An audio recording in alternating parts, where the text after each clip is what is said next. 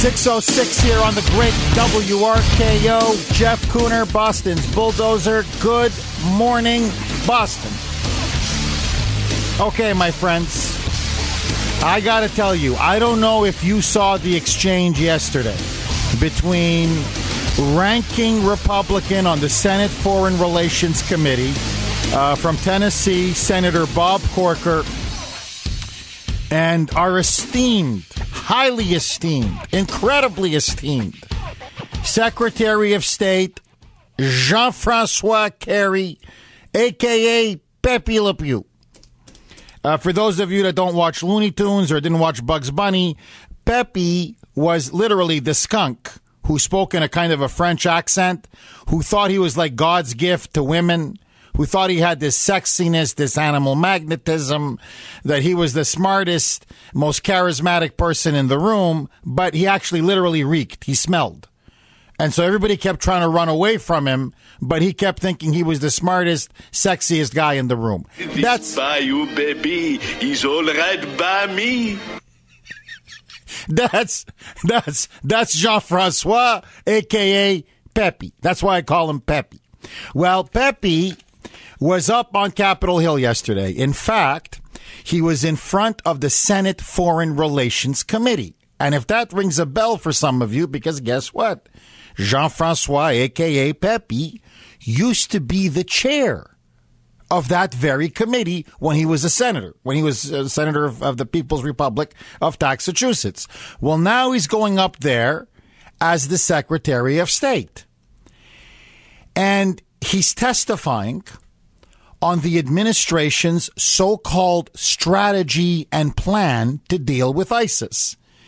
And the fact that the president now has said we're at war with ISIS, Pepe said we're not at war, but whatever it is, we're now going to conduct a massive military bombing campaign, combined with, as Pepe tried to explain yesterday, and this, people's jaws were dropping, after deriding the Syrian moderate, so-called moderate rebels, the Free Syrian Opposition, the Free Syrian Army, as being, quote, these are Obama's words just a month ago, as a group of, quote, dentists, pharmacists, doctors, and farmers. Now suddenly, according to the administration, according to now the new propaganda, they're warriors. They're ferocious warriors who are taking on ISIS, taking on Bashar Assad. They're taking on all comers. They're winning in northern Syria. They're winning in central Syria. They're challenging them around Aleppo. The way Pepe was going on yesterday, honestly, you think these were the American Marines? You think these were the Green Berets? The way this guy is talking about the Free Syrian Opposition. So he then explains to people that their plan is, I swear to you, God is my witness, okay? You couldn't make this stuff up. That they want to grab 5,000 of these so-called doctors, pharmacists, dentists, and farmers, who are now, by the way, Green Berets, and bring them to Saudi Arabia. And then, I swear to you, have American advisors in Saudi Arabia train these doctors, dentists, and pharmacists to be even a more effective fighting force, to basically be the heirs to Genghis Khan or Attila the Hun, and then send them back into Syria with all of this new advanced training and equipment, because now they want to arm these Free Syrian rebels to the teeth. And then when we ship them back in, they're going to be supposedly the boots on the ground that wipes out ISIS. Furthermore, this administration yesterday openly thumbed its nose at Congress and the American people, whereby Pepe, Jean-Francois, told the members on the Senate Foreign Relations Committee that they do not need any congressional authorization or approval to wage a bombing campaign in Syria or to expand the bombing campaign in Iraq. Why? Because they claim that the 2002 Iraq authorization applies almost 13 years later today. And furthermore, the 9/11 authorization for Afghanistan, which said we're at war with Al-Qaeda, they take that as a blank check to say, well, we're at war with Al-Qaeda. We think ISIS is an offshoot of Al-Qaeda. That's part of Al-Qaeda. So we got a blank check from the 9/11 authorization. So we've got the Afghanistan authorization, the Iraq authorization. We don't need a fresh congressional authorization on anything. So literally, as Obama's been saying now for weeks, as Pepe repeated yesterday up on Capitol Hill, blank you. We don't need Congress's approval. We can do whatever we want. If we want to bomb Syria, we bomb Syria. If we want to arm the rebels, we arm the rebels. If we want to expand the bombing campaign in Iraq, we expand the bombing campaign in Iraq. Well, I'm sorry. Did I miss something? You were the one that pulled out all of the troops in December of 2011. You said the war was over. So how can you then rely on an authorization in 2002 when you said you effectively ended the war? Point number one. Point number two, and I'm going to get back to this later, because even the Democrats mention this. This is the same administration that for the last year, because they didn't want to get tangled up with ISIS, because now they were trying to claim it was the JV team, that the tide of war was receding, that they posed absolutely no threat to anybody. This was a figment of people's imagination. They sent administration official after administration official, I swear to you, including Pepe, including John Kerry, asking for Congress to repeal the 2002 Iraq authorization. So you wanted to repeal it, but now you want to use it as justification to wage a war in a different country with a radically different enemy? Finally, someone on the committee had the guts to stand up to Pepe and his repeated lies. The Syrian opposition, the Free Syrian Army's ranks are full of Al-Qaeda rebels. Now we're going to be arming them to the teeth. Where are those weapons going to end up? What's the plan for victory? First you say no ground troops. Then we have General Martin Dempsey, Chuck Hagel, and now Robert Gates has come out and said, no. We need at least 5,000 ground troops if you want to really win this thing and direct an effective air campaign. Now you're saying you're coming here, but you're claiming you don't need authorization? What are you guys, a dictatorship? You can completely run roughshod over Congress and the people's representatives? My friends, finally there was some fireworks. Finally, somebody began to push back. And I got to tell you, Bob Corker, to his credit, I mean, he eviscerated Kerry. He took his head and put it on a platter. Here is this exchange between Bob Corker, ranking Republican on the Senate Foreign Relations Committee, and Pepe, a.k.a. Jacques Francois. Roll it, Brittany. I just want to say, as I've said to you personally, we have three senators, President, Vice President, Secretary of State, that are exercising terrible judgment right now. And to say that you're going to do this, regardless of what we say, you're not going to ask for buy-in by the United States Senate or House of Representatives on behalf of the American people in a conflict that you say is going to be multi-year, some people say a decade, taking us into another country with a different enemy, is exercising the worst judgment possible. You say much has been accomplished. That's a nice photograph on the front of the Wall Street Journal. With respect to the judgment about asking Congress to do it, I'm asking, do it. You're asking us to approve something that we know, the way you've laid it out, makes no sense. This doesn't even seem serious. We know the Free Syrian Army cannot take on ISIL. You know that. Senator, I must say to you, I really find it somewhat surprising for you to suggest that as the President of the United States talks to the nation and commits to take strikes in order to deal with ISIL, as we have come back from a week of very serious meetings with nations around the world, all of whom are committed to this. Very serious. That you sit there and suggest that it's not serious.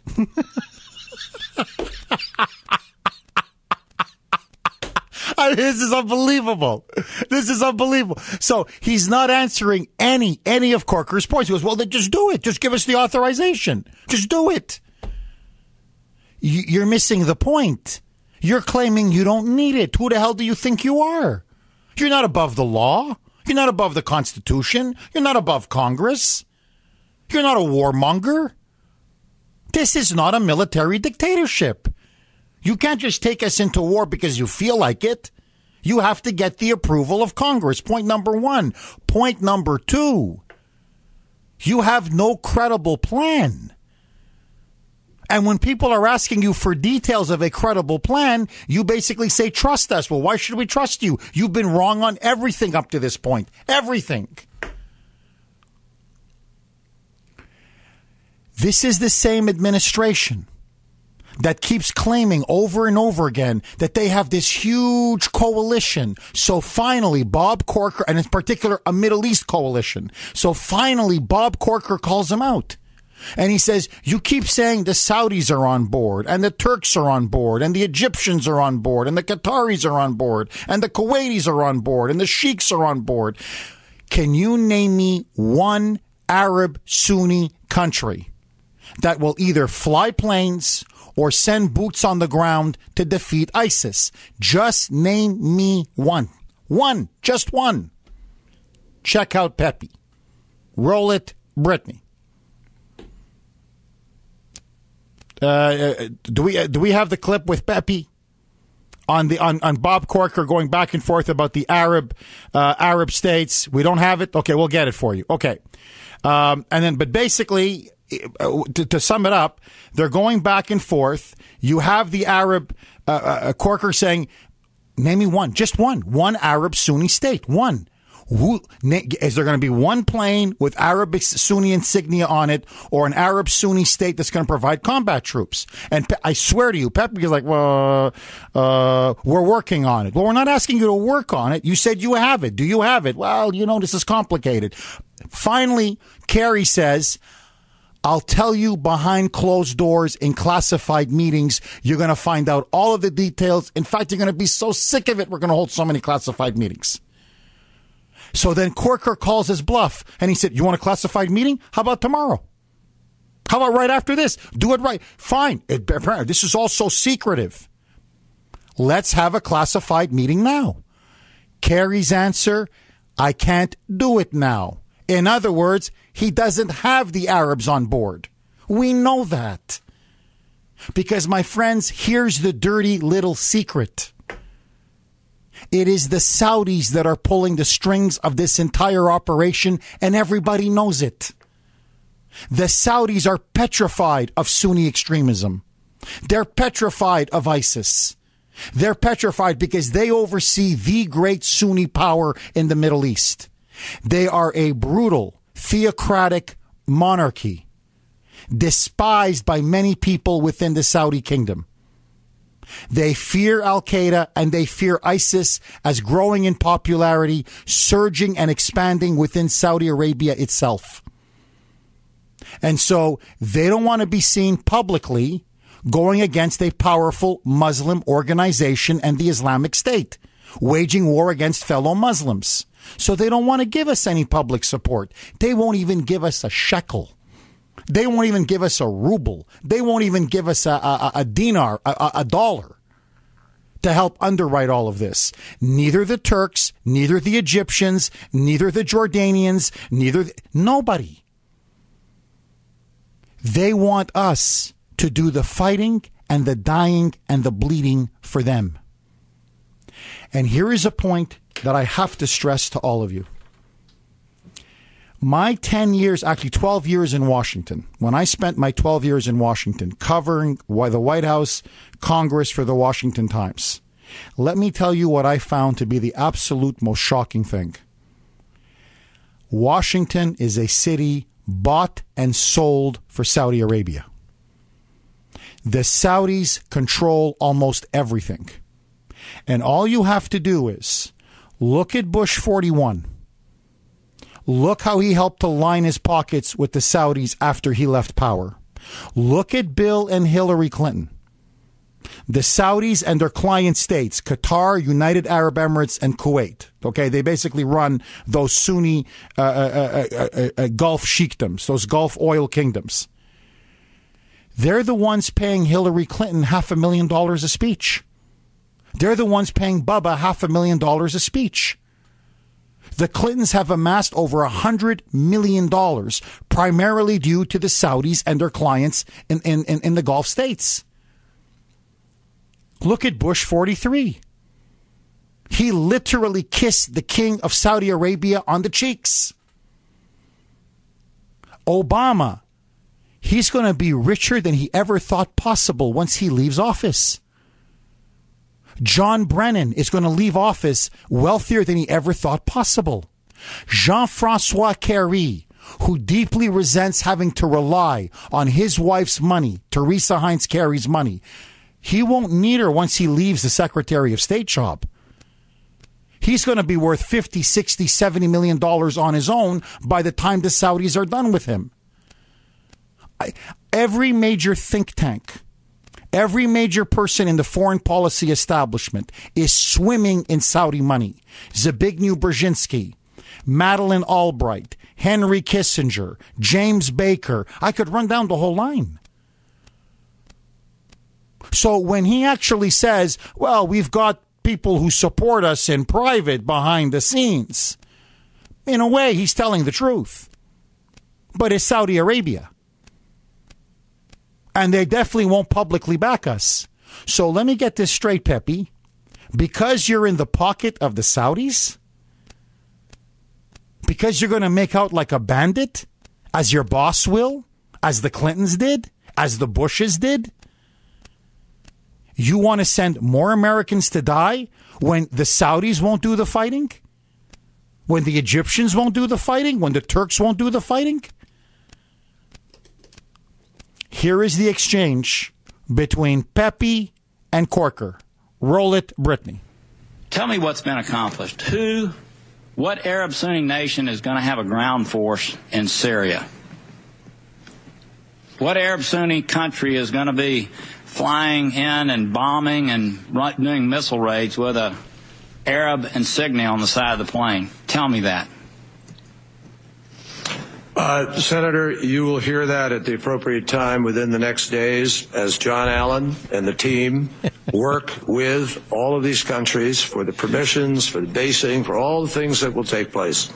I've told you they have... Let me ask you this. Are you convinced that will happen? Are you convinced that that will happen? Well, I've already said that. So we will have Arab Sunni countries participating in the ground effort in Syria. No, I didn't say the ground effort. and we're, right now, the plan is to work through and our judgment is that we can be effective working in the way that we are. Let me say.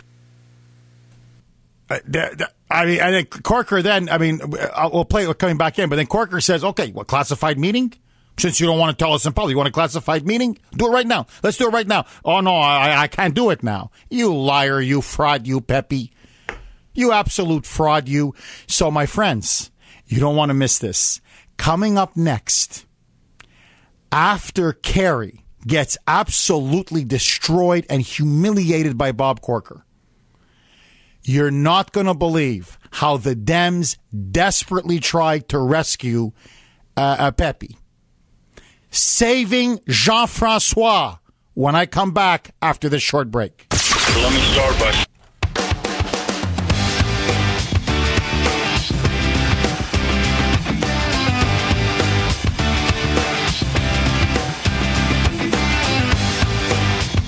Vous êtes ready? Je vais aider les gens. All right, Jenny. The courtship is over. Oh, the adoration. Oh, the je vous adore. The je t'aime à vous, c'est ma sugar, n'est-ce pas? That's Pepe. Jacques Francois was up on Capitol Hill yesterday. It was not a good day for Pepe.